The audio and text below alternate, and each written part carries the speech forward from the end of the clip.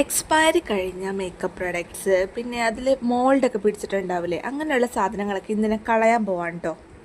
ഇതിൽ ഞാൻ കുറേ വർഷമായിട്ട് യൂസ് ചെയ്യുന്ന സാധനങ്ങളുണ്ട്, യൂസ് ചെയ്യാത്തതുണ്ട്. അപ്പോൾ അങ്ങനെയുള്ള എല്ലാം വേർതിരിച്ച് മാറ്റി ഒരു ഡീക്ലട്ടർ ചെയ്യുന്ന ദിവസമായിരുന്നു കേട്ടോ.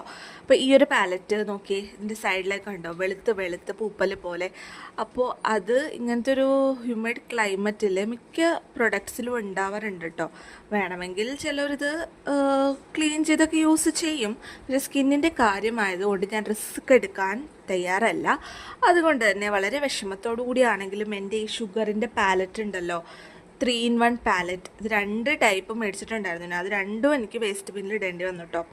ഇതും കോണ്ടോർ ദി ഫോഴ്സ് പാലറ്റാണ്. അതിലും നല്ല ഹൈലൈറ്ററും ഷിമ്മർ ഷെയ്ഡ്സൊക്കെ ഉണ്ടായിരുന്നു. പക്ഷെ എന്ത് ചെയ്യാനാ, ഇത് നല്ല ഡ്രൈ ആയിട്ടോ, ഇത് ഫ്ലേക്കി ആയിട്ട് വരികയാണ്, പൊടിഞ്ഞ് പോകാൻ കേട്ടോ. അപ്പം എനിക്ക് മനസ്സിലായി ഈ ഒരു പ്രൊഡക്റ്റിൻ്റെയും എക്സ്പയറി കഴിഞ്ഞു എന്നുള്ളത്. അപ്പോൾ ഈ ഒരു പ്രൊഡക്റ്റും വേസ്റ്റ് ബിന്നിൽ ഇട്ടു. പിന്നെ ബഞ്ചാറസിൻ്റെ അലോജെല്ല്, ഇത് മിക്ക ഷേവിങ് വീഡിയോസിലും ഞാൻ യൂസ് ചെയ്തിട്ടുണ്ട്.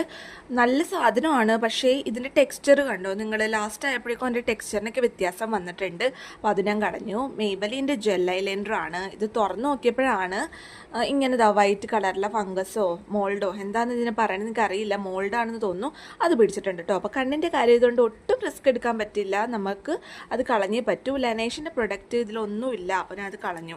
ഇത് യൂറോപ്പ് ഗേളിൻ്റെ ഐലൈനറാണ്. കിഡു സാധനമാണ് കേട്ടോ, നല്ല ഡാർക്കായിട്ടുള്ളൊരു ഐലൈനറാണ്. പക്ഷേ അവർ ഇതിൻ്റെ ഒരു മാനുഫാക്ചർ നിർത്തി കേട്ടോ, ഇതിൻ്റെ ലാസ്റ്റ് പീസാണ് ഇതിൽ. പക്ഷേ ഞാൻ യൂസ് ചെയ്ത് അതിൻ്റെ ഒരു ടിപ്പിന് ഒരു പ്രത്യേക സ്മെല്ല് വരുന്നുണ്ട് കേട്ടോ, ഒരു വൃത്തിയായിട്ട് സ്മെല്ല്.